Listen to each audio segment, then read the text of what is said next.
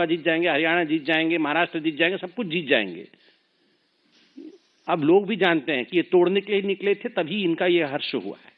तो ये जो भारत जोड़ो यात्रा इन्होंने निकाली थी, उसमें सलील शेट्टी एक दिन आए थे इनके साथ घूमने के लिए। सलील शेट्टी कौन है? ये वाइस प्रेसिडेंट है, सोरोस के फाउंडेशन का वाइस प्रेसिडेंट है। अब मैं आपको जो तस्वीर दिखा रहा हूं सलील शेट्टी का, ये आप सलील शेट्टी देख सकते हैं, ये राहुल गांधी देख सकते हैं, और ये इनका भारत तोड़ो यात्रा चल रहा है, उसमें वो आए हुए हैं, सलील शेट्टी। और सलील शेट्टी वाइस प्रेसिडेंट है अपने ऑर्गेनाइजेशन, उसका ऑर्गेनाइजेशन जो open society foundation George Soros का है। मैं उनके वेबसाइट से भी निकाल के लाया हूं, आप देख सकते हैं। ये है सलील शेट्टी, जो राहुल गांधी के साथ सलील शेट्टी चल रहे थे, वो राहुल गांधी और सलील शेट्टी, और जॉर्ज सोरोस के फाउंडेशन के वाइस प्रेसिडेंट। तो इस प्रकार से ये दो बदन एक आत्मा है। उसके बाद आप याद करिए, राहुल गांधी विदेश जाते हैं तो पता नहीं कब चले जाते हैं, हम लोग को बाद में मालूम पड़ता है, और जाते हैं तो ऐसे ही नहीं आते हैं, कुछ कुछ लोगों से मिलते हैं, बाद में फोटोएं निकलती है। पहले डिनाई, याद है वो रात को चाइना वालों से मिल रहे थे, तो हमने कहा चाइना वालों से मिल रहे टेंट के नीचे डोकलाम में, तो फिर वो नहीं बिल्कुल नहीं मिला, तो फिर संजय जी फोटो लेके आ गए, तो बोले हाँ मिला था। तो इसी प्रकार से हम भी फोटो रखते हैं सब चीज की। राहुल गए थे बाहर, तो उन्होंने किससे मुलाकात की थी? उन्होंने मुलाकात की थी OCCRP के एक जर्नलिस्ट, क्योंकि ये एक जर्नलिस्टिक बॉडी है, तो उनके जर्नलिस्ट हर देश में है। तो अमेरिका में एक जर्नलिस्ट है, बांग्लादेशी जर्नलिस्ट, जिसका नाम है मुशफिकुल फजल अंसारे, जो कि भारतवर्ष का घोर विरोधी है और दशकों से भारत के विरोध में आर्टिकल छापता है। राहुल गांधी और उनकी नजदीकियां देखिए जरा, ये सेल्फी देखिए जरा, ये सेल्फी खुद बयान करता है कैसे चिपके हुए हैं। जहां देश का अहित, वहीं राहुल चिपक जाते हैं। ये जो अंसारी है, ये बांग्लादेश का रिपोर्टर है, आप देख सकते हैं कैसे गौर से वो राहुल जी की बातों को सुन रहा है। कुछ देश के खिलाफ ही राहुल जी बोल रहे होंगे, तभी जाकर ये इतने गौर से सुन रहा है। और उसके बाद सेल्फी देखिए, all the anti Indians, all those who hate India love Rahul. क्यों?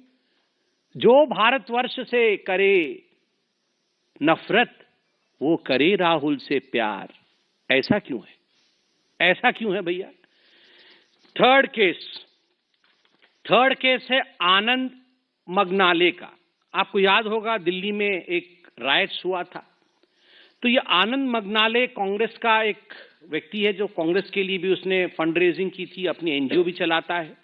तो इस आनंद मगनाले ने चीन से पैसे लाकर, चाइनीज मनी, इसने दिल्ली राइट केस के लिए हैंडओवर किया था। किसको?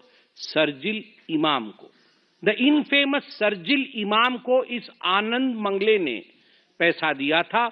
और इस आनंद मंगले का क्या कनेक्शन है राहुल गांधी से?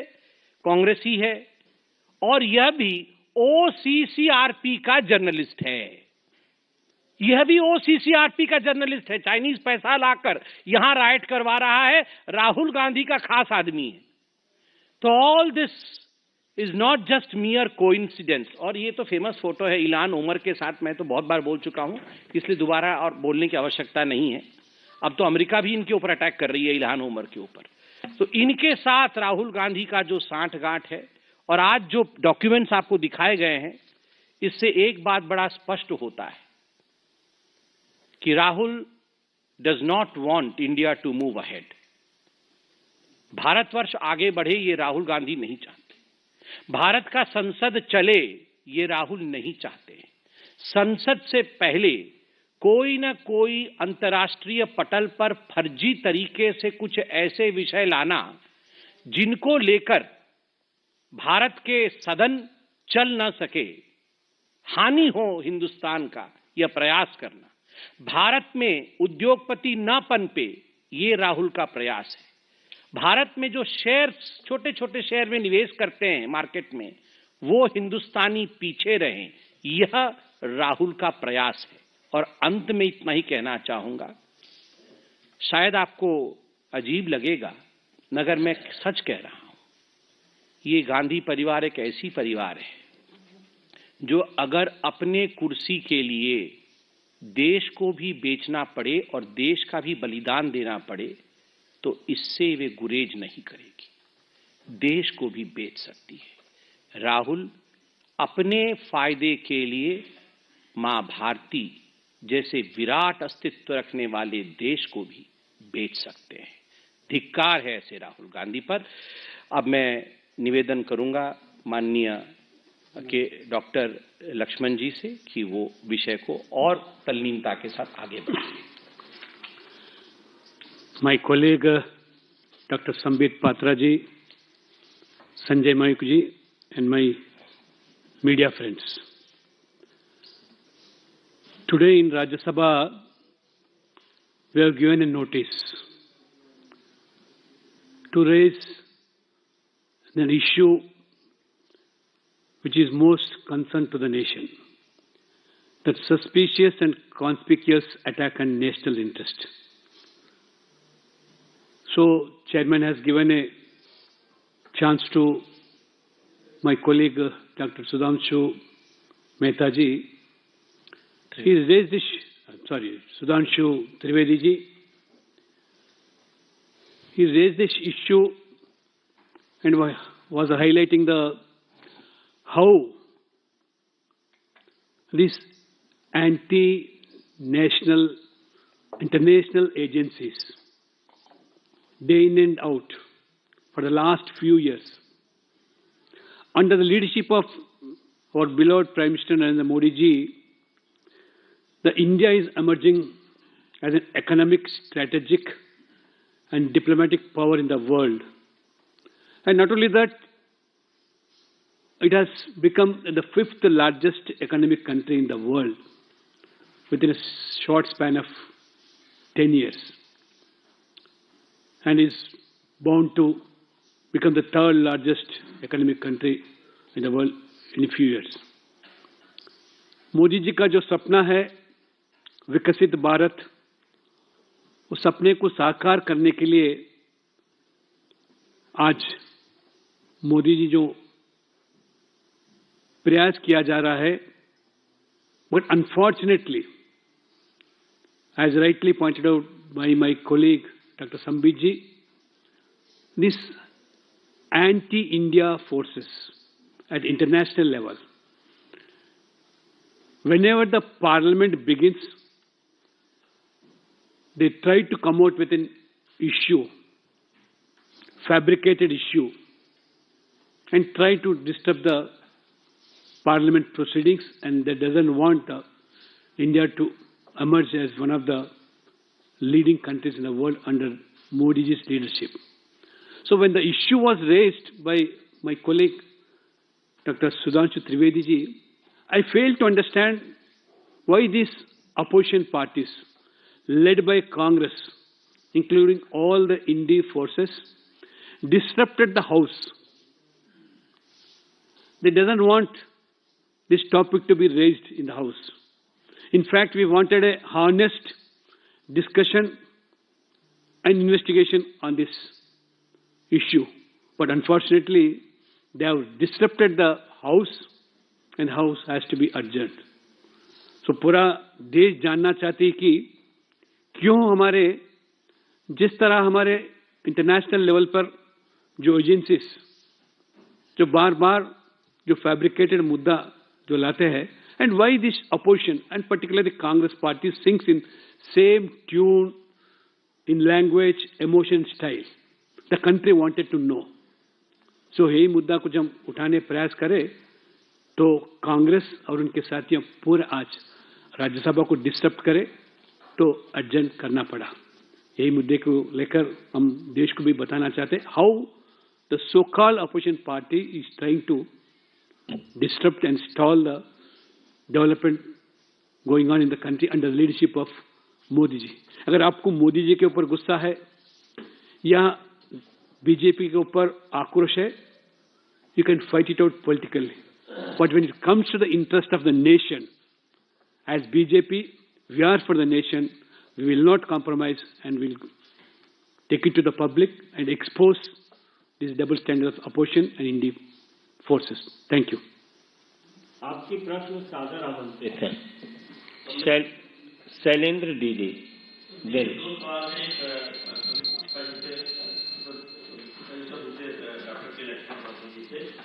जी आपने तो आज जो आरोप लगाया है एलएलपी को सीधे कहा कि वो देशद्रोही है या फिर गांधी परिवार या उसको देश बेचने से भी विरोध नहीं करेंगे। जो तथ्य सामने आए आप उसके आधार पे कह रहे हैं और क्या आप सफाई चाह रहे हैं उससे उनको जवाब देना चाहिए कि हमने देखा है बीते पिछली लोकसभा में भी और अभी जब सत्र शुरू हुआ है तब कोई ऐसी रिपोर्ट आई है ग्लोबल स्तर पर उसको उससे लेकर कांग्रेस पार्टी की रणनीति रही है कि संसद बाधित की जाए या फिर उस पर मुद्दे उठाए जाए तो उसका मामला कब उठाए। देखिए, ये पहली बार नहीं है। राहुल गांधी जी का और गांधी परिवार का ये व्यवहार शुरू से ही चल रहा है और this is a typical case of entitlement. इस परिवार को लगता है कि प्रधानमंत्री के कुर्सी पर केवल और केवल या तो उनके परिवार के लोग बैठे या उनके परिवार द्वारा बैठाया गया कोई व्यक्ति ही बैठे, और सालों से यही हो भी रहा था।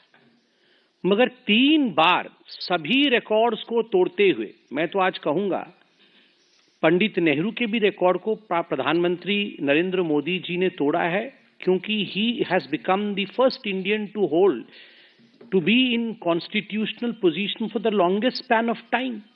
सबसे बड़े काल तक मुख्यमंत्री और प्रधानमंत्री आप अगर मिला के देखें तो सबसे लंबे काल तक भारत की सेवा में प्रधानमंत्री नरेंद्र मोदी रहे। तो स्वाभाविक रूप से ये पच नहीं रहा है कांग्रेस पार्टी से और गांधी परिवार से। तो इसके लिए जो काम नहीं करने चाहिए, ठीक कहा डॉक्टर लक्ष्मण जी ने, आपको लड़ना है पॉलिटिकली लड़िए।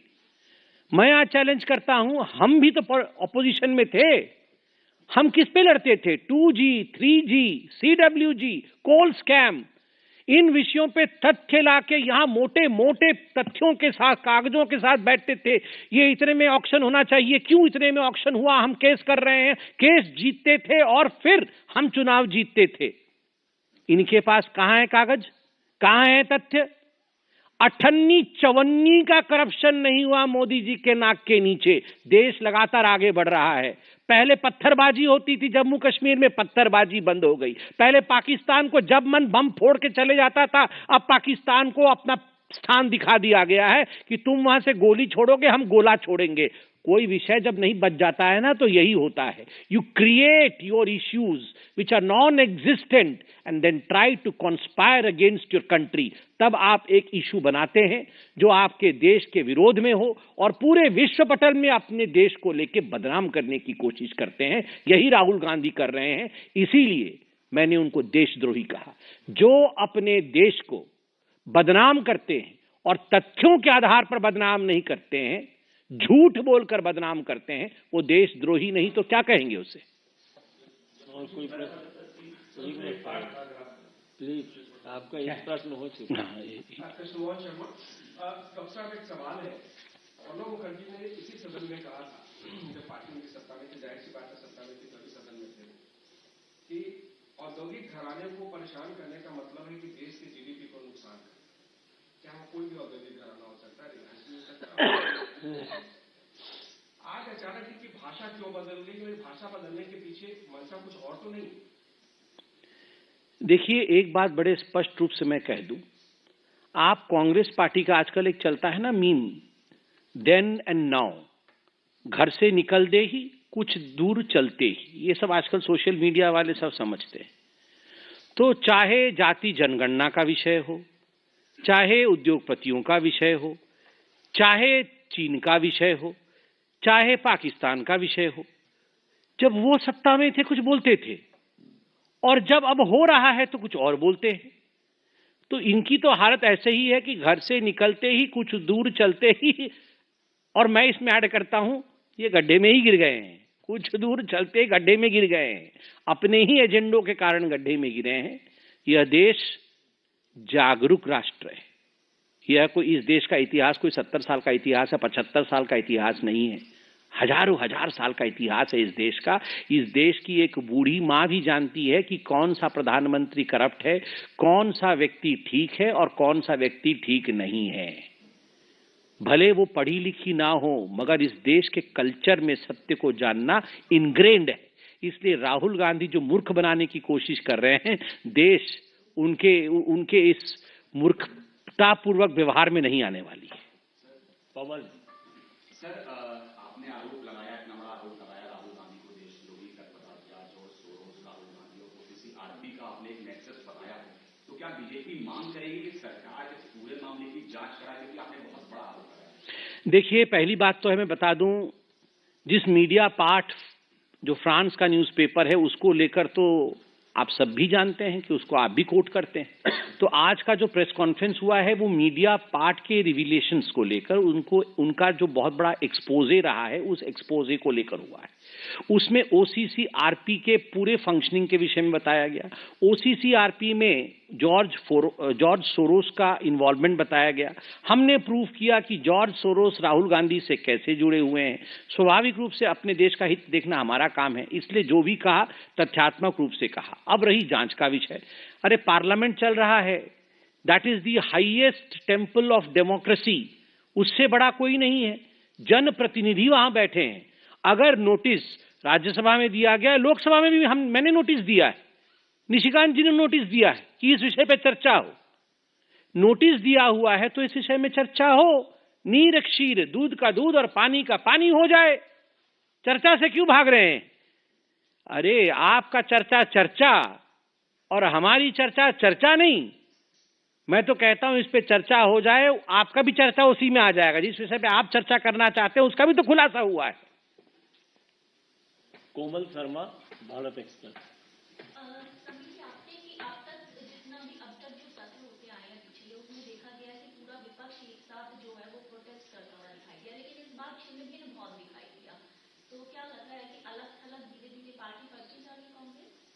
देखिए, ये शुरू से ही छिन्न भिन्न थे, ये कभी भी एक नहीं थे।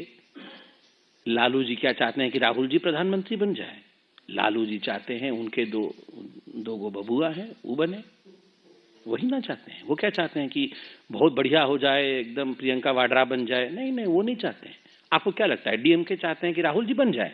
नहीं, वो चाहते हैं उनके बेटे जी बने, जिनको डेप्यूटी CM बनाया गया है वो बने।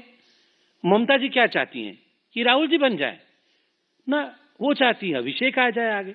सबके परिवार के अपने अपने शतरंज के खिलाड़ी हैं और सब चाहते हैं कि उनके राजा आगे जाएं, और हम जो जनता हैं, हम सब प्यादे हैं जिनको मार मार के अपने किंग और क्वीन, अपने राजा और रानी को वो आगे बढ़ाने का खेल खेल रहे हैं। ये इंडी गठबंधन कुछ है नहीं। और बिल्कुल मैं तो प्रधानमंत्री जी का दाद देता हूं। ये कितना उनका फोरसाइट है, उन्होंने कब कहा था ये ठगबंधन है, और आज बिल्कुल प्रूव हो रहा है ये महा ठगबंधन है।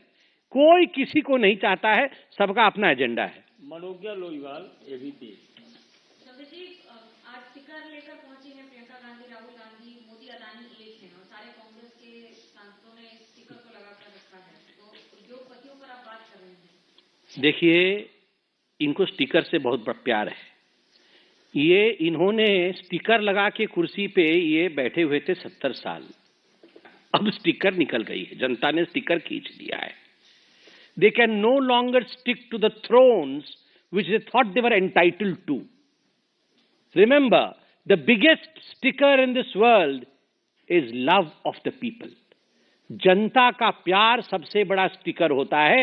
मोदी जी के दिल में जनता का प्यार चिपक गया है। जनता के दिल में मोदी जी की तस्वीर चिपक गई है कि हमारा सेवक तो यही है, गरीबों को घर यही देता है, हर घर नल जल पानी यही देता है, गैस सिलेंडर नहीं है इसी ने दिया, बैंक खाते नहीं थे इसी ने दिया।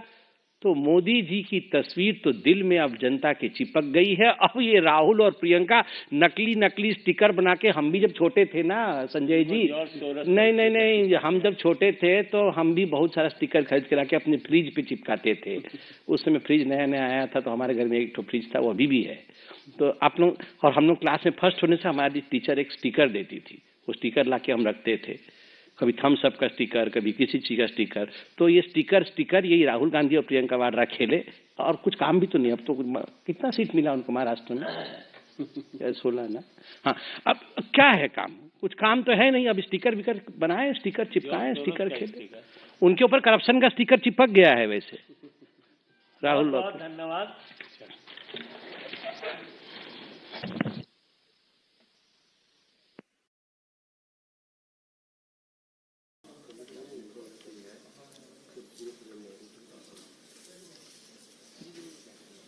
मित्रों नमस्कार।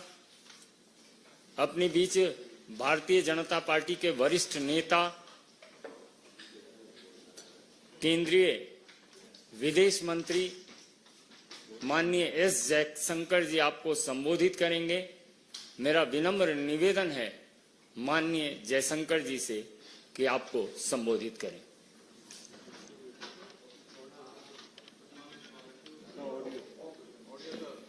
Good morning to all of you. I know it's a little bit early, so thank you for making the effort.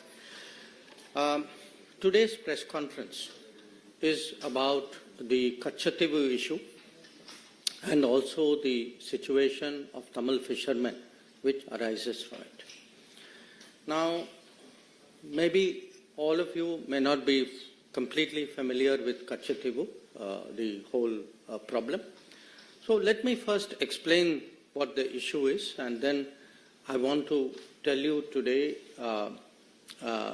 what has really transpired, which has created the issue, and why that issue is today relevant to all of us. Why are we debating it today? In 1974, India and Sri Lanka, in June 1974, concluded an agreement where they drew their maritime boundary. And in drawing the maritime boundary, Kachativu was put on the Sri Lankan side of the boundary. This agreement of 1974 had three other clauses. One clause which said that each country shall have sovereignty and exclusive jurisdiction and control over the waters. The second clause, Article 5, it gave to Indian fishermen that they will continue to access Kachativu as hitherto and will not be required to obtain travel documents. And the third one, that the vessels of India and Sri Lanka will enjoy in each other's waters such rights that they have traditionally enjoyed. So this was the agreement which was reached in 1974 in June.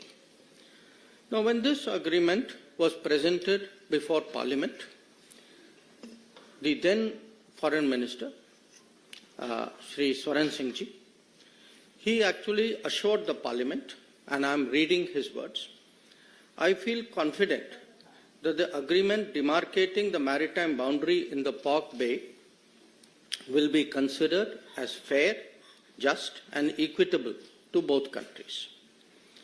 At the same time, I wish to remind the honourable members that in concluding this agreement, the rights of fishing, please note, the rights of fishing, pilgrimage and navigation, which both sides have enjoyed in the past, have been fully safeguarded for the future. This was the assurance that the then Foreign Minister, Sri Swaran Singh ji, gave in Parliament at that time. 1974, July 23, 1974. Now, in less than 2 years, actually, there was another agreement between India and Sri Lanka through an exchange of letters. And in this agreement, now India proposed the following. Again, I'm reading to you from the original document. With the establishment of the exclusive economic zones by the two countries, India and Sri Lanka will exercise sovereign rights over the living and non-living resources of their respective zone. The fishing vessels and fishermen of India shall not engage in fishing in the historic waters, the territorial sea, and the exclusive zone of Sri Lanka. So, 1974, assurance is given. By 1976, an agreement is concluded which actually gives away this assurance. Now, once this agreement in 1976 was concluded, there then evolved a position, a standard position, you can say, of the government on this matter. And I'm reading to you an example. This is from 2006. It is a question which is answered by the then Minister E. Ahmed on the floor of the Parliament.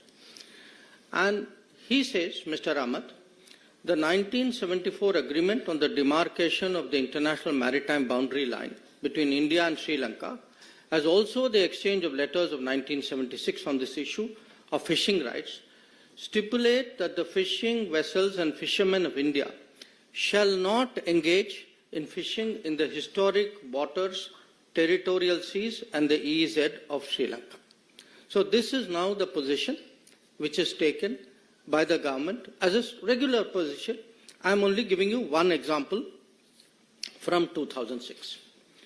So what has happened? What has been the consequence of this?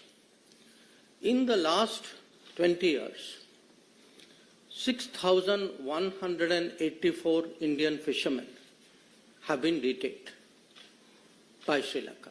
6,184. And in the same period, 1,175 fishing vessels, Indian fishing vessels, have been seized, detained, apprehended by the Sri Lankans. So this is really today the background. This is the issue that we are discussing. Now you can ask, why are we discussing it? And the answer is, in the last 5 years, in the Parliament, in the Consultative Committee, we have repeatedly, this issue, Kachativu issue and the fishermen's issue, has been repeatedly raised by various parties, by all parties, I would say. As I mentioned, in Parliament it has come up as Parliament question, it has come up in debates, it has been raised in the Consultative Committee, and in fact, Chief Minister of Tamil Nadu has written to me numerous times, and my record shows that to the current Chief Minister, I have myself replied 21 times on this issue. So please understand, this is not an issue which has suddenly surfaced. This is a live issue. It is an issue which has been very much debated in Parliament, in Tamil Nadu circles as well. It has been the subject of correspondence between the Union government and the state government. And as I said, 21 times I have myself replied to letters. Now, every political party in Tamil Nadu has taken a position on this.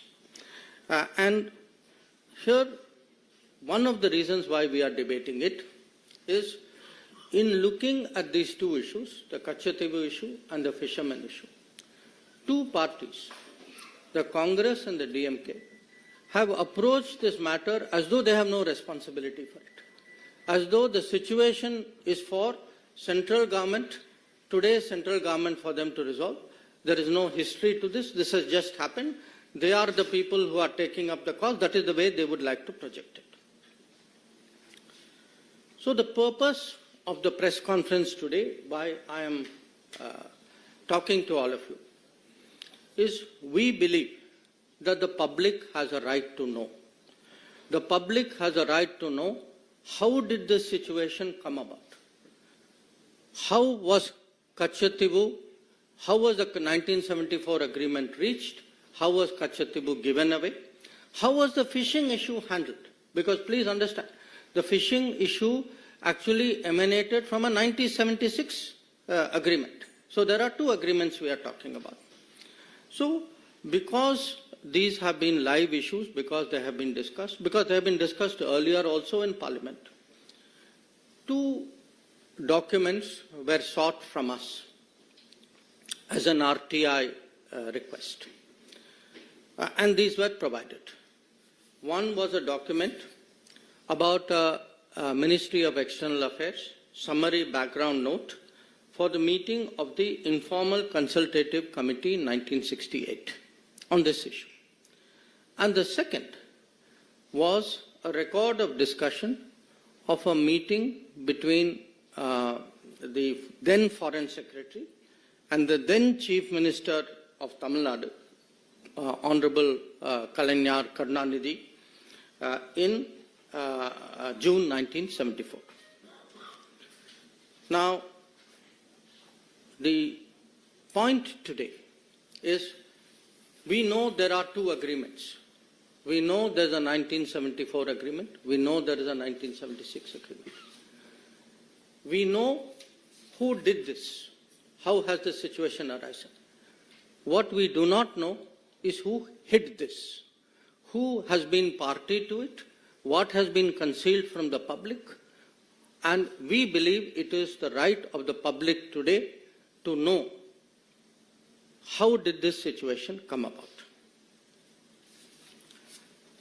Now, with regard to the Kachetibu issue itself, there have been claims and counterclaims. India had its arguments.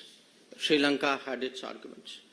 In fact, in one of the two documents, both documents actually, but one has more detail than the other, these claims have been spelled out in some detail. India's claim is mainly that the Kachetibu Island belonged to the Raja of Ramnath and that he had it from the time that East India Company assigned it to him. It was part of his zamindari rights, and these rights also included fishery, and also that later on these rights moved from the Raja of Ramnath to the Madras government. A second argument was that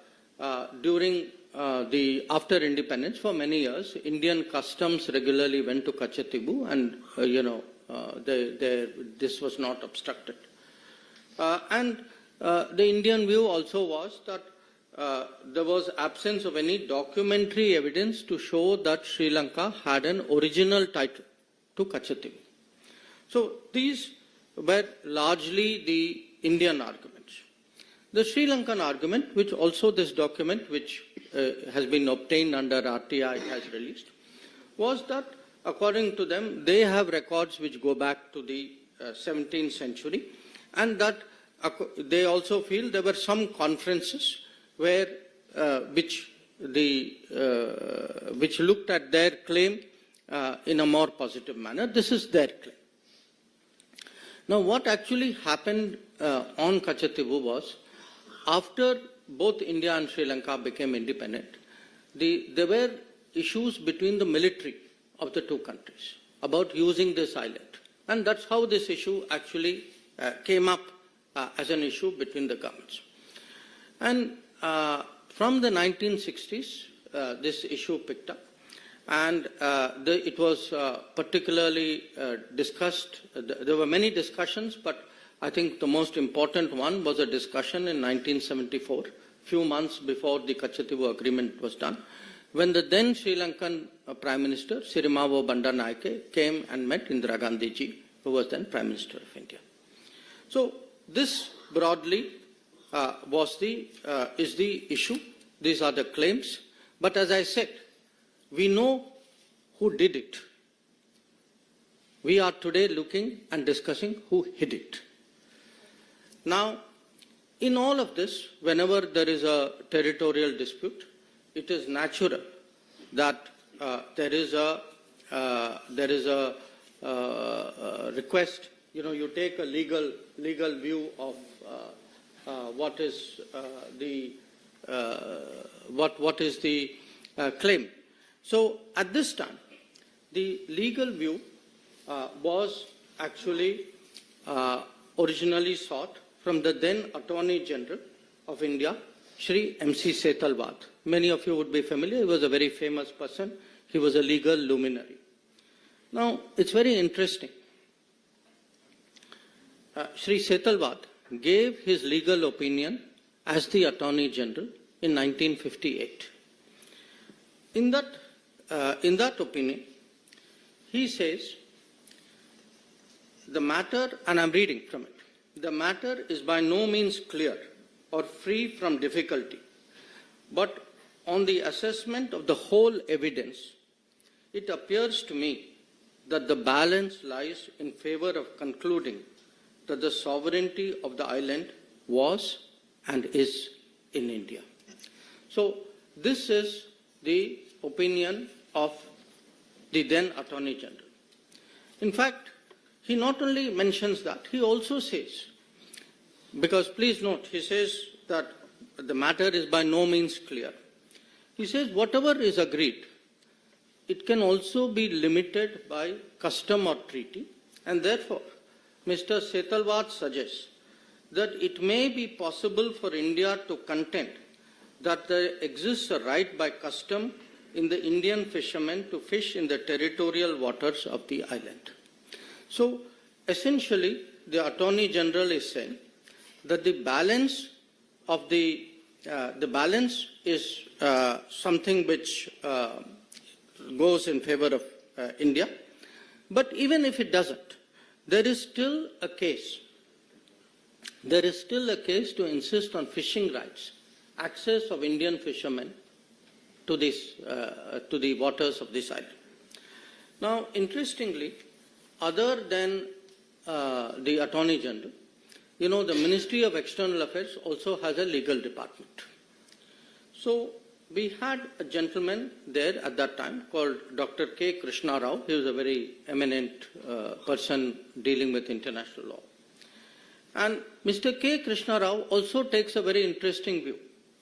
He says, I'm not suggesting that we have no case at all, but I submit that our legal case in this connection may be used to obtain fishing rights around the island. So what we have essentially is, you have the main legal people, and please bear in mind, we are talking 1958 and 1960.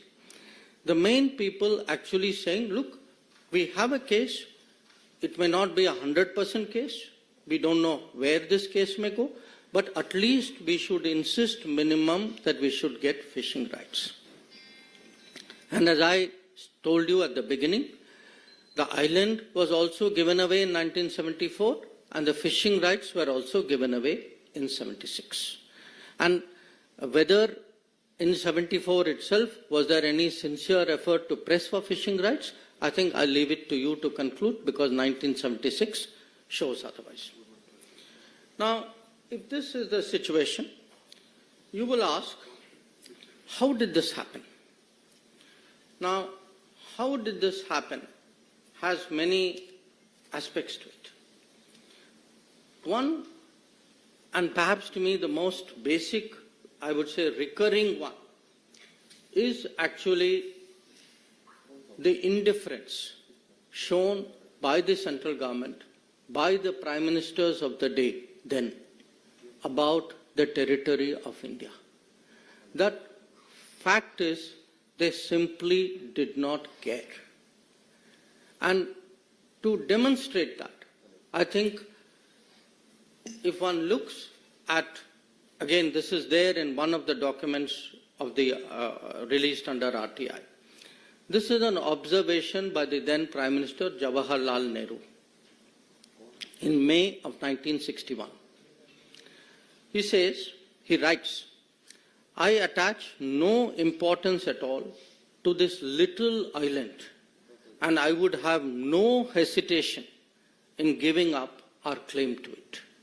I do not like matters like this pending indefinitely and being raised again and again in Parliament. So, to Pandit Nehru, this was a little island. It had no importance. He saw it as a nuisance. Why are people bringing it up again and again in Parliament? So, for him, the sooner you give it away, the better. Now, you can say, okay, this was Pandit Nehru's view. Now, I want to read to you. Actually, this was not just Pandit Nehru's view. This view continued on to Indira Gandhi ji as well. So, it's very interesting. If one goes through the records of Parliament, we are now looking, I'm fast forwarding it to the time when Kachetibu agreement is done. There is a member of Parliament called G. Vishwanathan from Tamil Nadu. And he says, this is I'm quoting from Parliament records, we are worried about Diego Garcia, thousands of miles away from Indian territory, but we are not worried about this small island. When we speak of it, the Prime Minister, he's talking about Indira Gandhi ji, the Prime Minister is said to have remarked in the AICC meeting that this is a little rock. I am reminded of those days when Pandit Nehru called about our northern boundary as a place where not a blade of grass grew.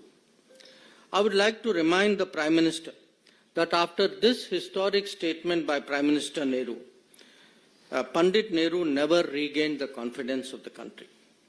This is going to happen to the Prime Minister when she says this is only a little rock and that there is nothing to worry about the territories of our country.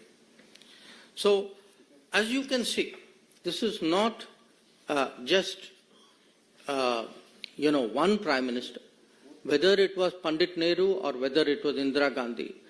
This very dismissive attitude, this little rock, this small island of no importance, this was the historic Congress attitude towards Kachati.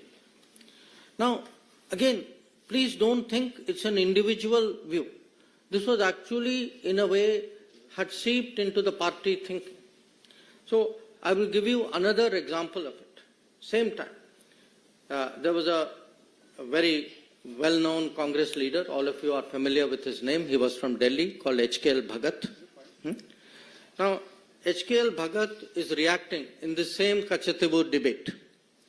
So, he says, and I'm quoting from the parliamentary record, he says, my honorable friend from the DMK was just now talking about Kachatibu, the island. It appears to me that the DMK thinks that probably they can desperately cling to this issue and survive in Tamil Nadu. The Jansangh at one time thought they could survive by clinging on to Kutch, but they failed. The DMK is also bound to fail because people of India and the people of Tamil Nadu are mature enough to see that it is in the interest of India, a big and great country, to keep her neighbors, particularly her small neighbors, satisfied. So please appreciate today how strong, how deep, how pervasive this thinking was. For them sitting in Delhi, this island, this small rock, this island of no importance, this did not matter. It was an inconvenience to be given away so that they, in their minds, could actually not just have good relations with a neighbor. They found it irritating, it was coming up in parliament. For them, it was a headache. So they saw the territory of India. And when someone says Jansangh also had the same view, yes, there were parties for whom every millimeter of Indian territory mattered.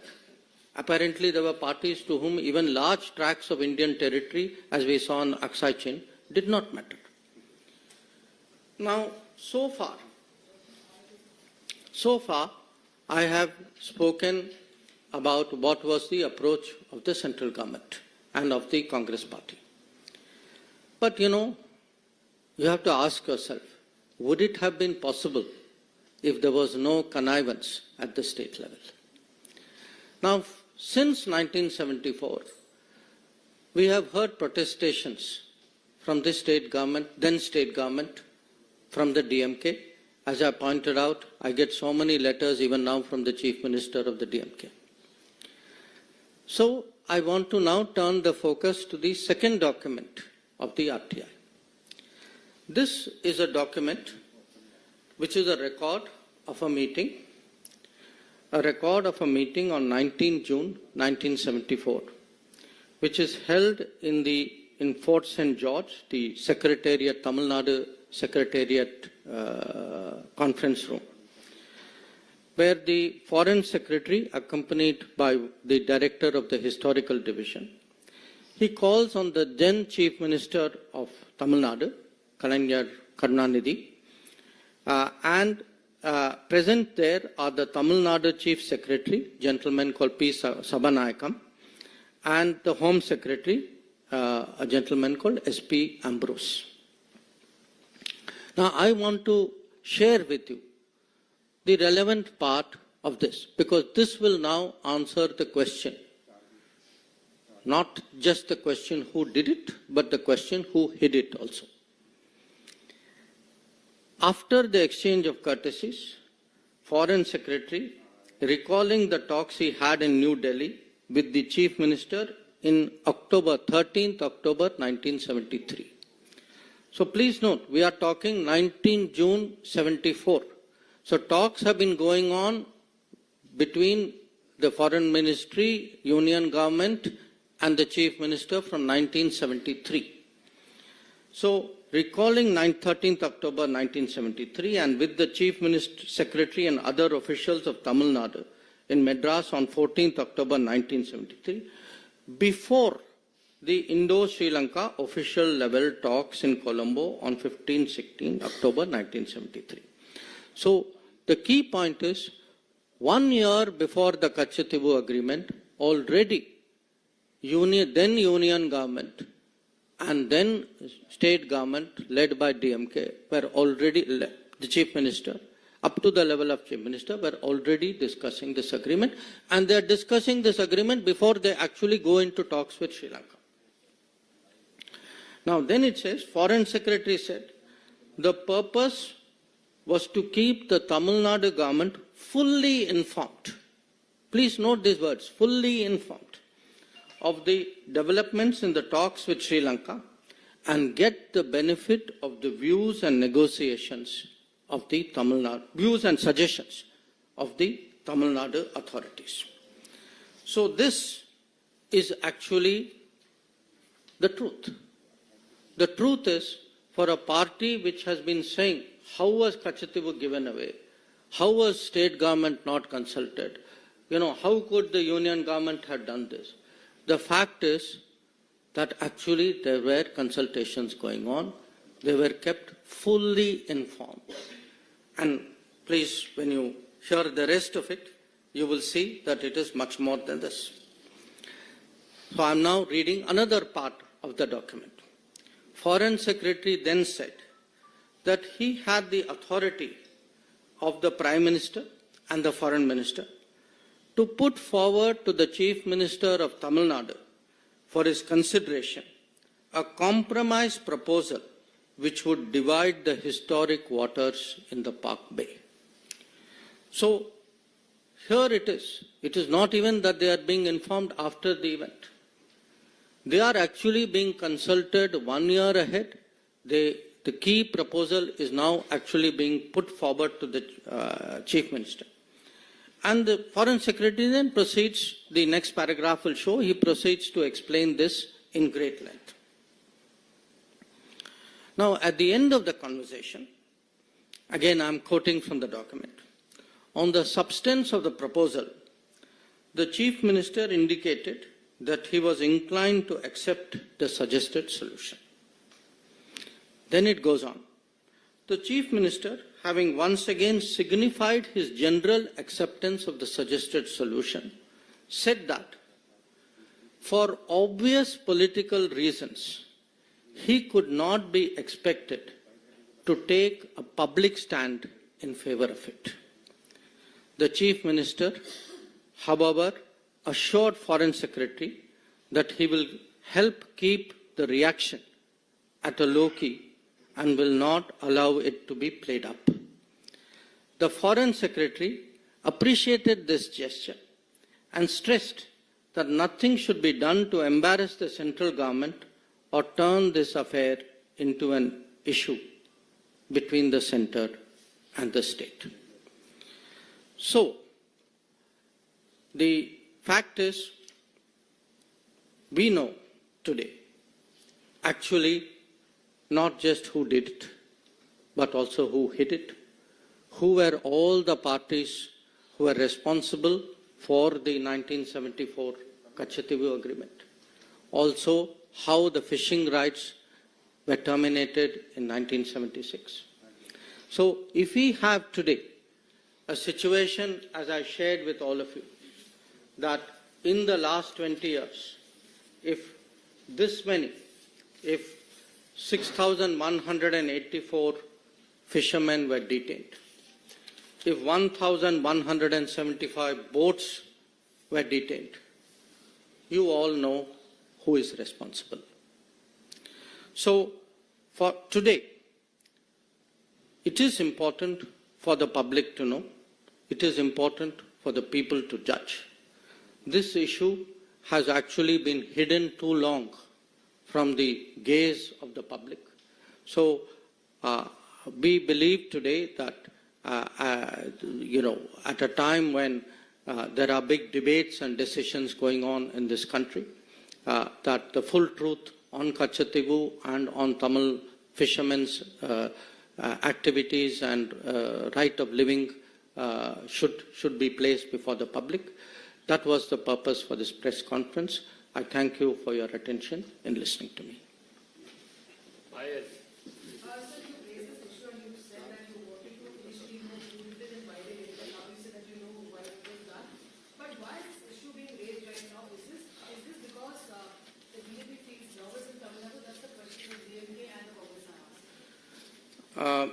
Payal, no, I don't think it is a question of feeling nervous. On the contrary, I think anybody who has seen the Prime Minister's road shows will see the upsurge and the enthusiasm in Tamil Nadu.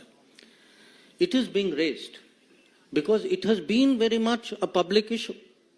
I mean, as I said, look, 5 years.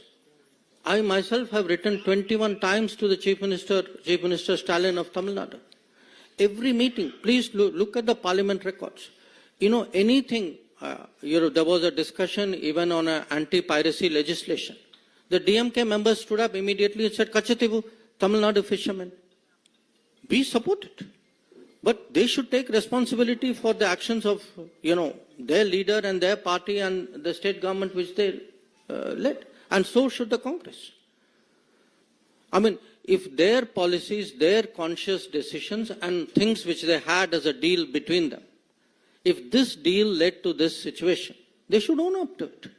And why am I bringing it up? I am bringing it up today because fishermen are still being detained. Boats are still being apprehended. Issue is still being raised in Parliament. But it's being raised in Parliament by two parties who actually did it and say, oh, I had nothing to do with this.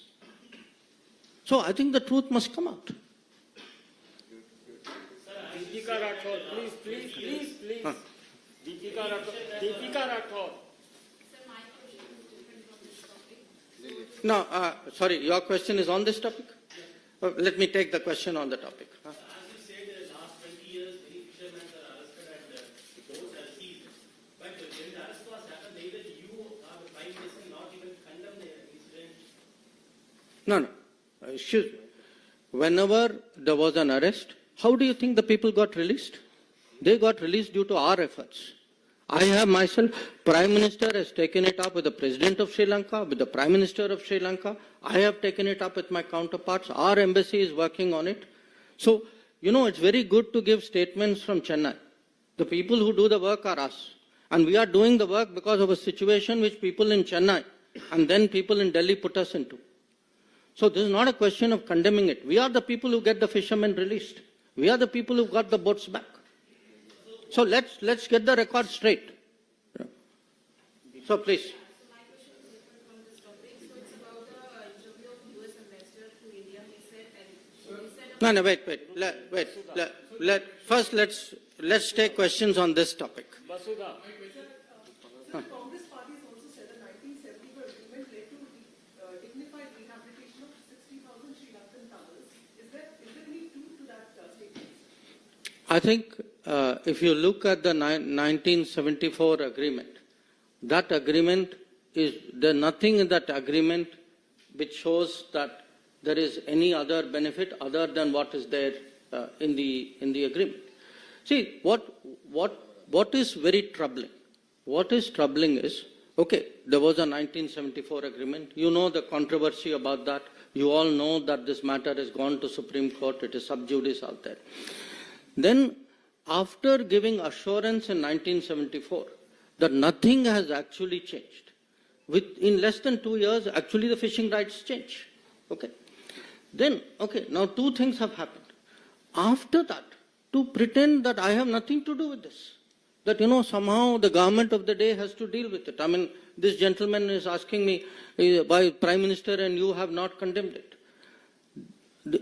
Look at the people who created the problem in the first place. they are washing their hands of it as though they had nothing to do with it. We are the people who today are facing the consequences and trying to help the fishermen of Tamil Nadu. Sir, the economic impact, almost 50 years, 48 years to be precise, since actually this happened, this deal was signed. What has been the economic impact? And you have already talked about the boats and the people there who have been arrested and then taken out of the prison from that issue. See, what has happened is these agreements have been done, okay? The result of these agreements today is a situation which is a source of great concern, okay? Now, what is important for people to know is how did this situation come about? Who is responsible for it?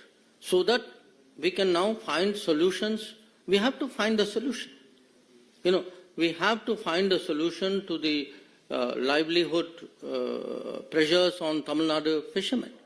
We have to find it. Obviously, it has to be something that we'll have to sit down and work out with the Sri Lankan government as well.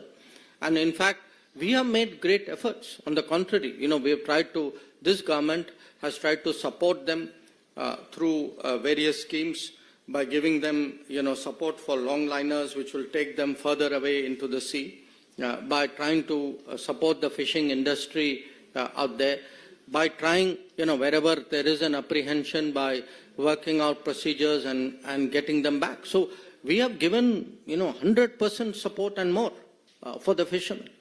But somewhere we have to be honest about how this situation came about. And I think particularly because people are politically posturing, the same people who connived at all this are today standing up and trying to pretend to be champions of this fisherman.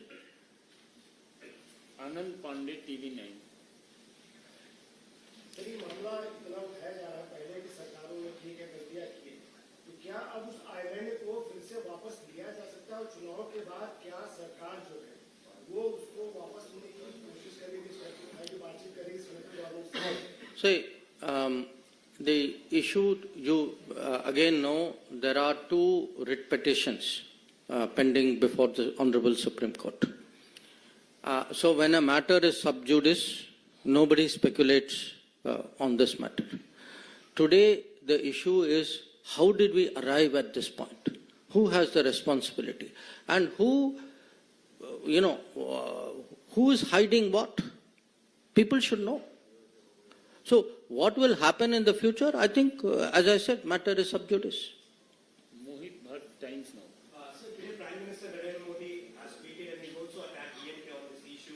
He has stated that DMK and Congress are on the same page when it comes to the giving away of Kachadivu Island and how they only work for their family. And he has quoted reports that how then Chief Minister of Tamil Nadu, Karunanidhi, was taken into confidence by Indira Gandhi to give away this particular island.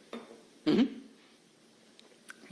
In fact, the Prime Minister is referring to exactly the matter which I have spoken about in great detail.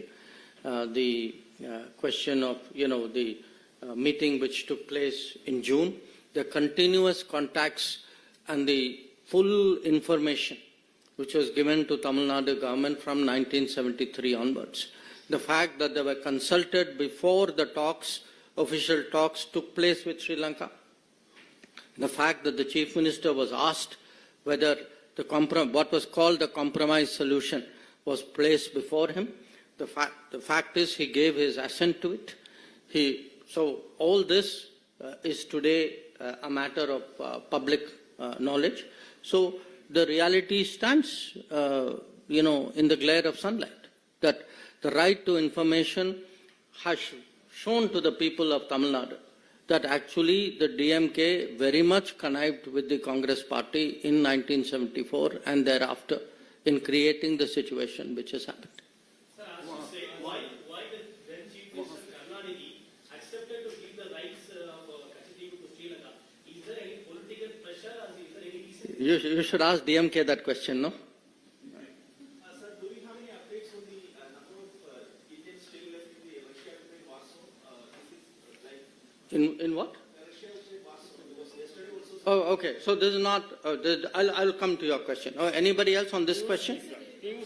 Huh. Congress is saying as to why the government is stirring the exchange which took place between the two governments in 1974. In fact, each of them, formerly the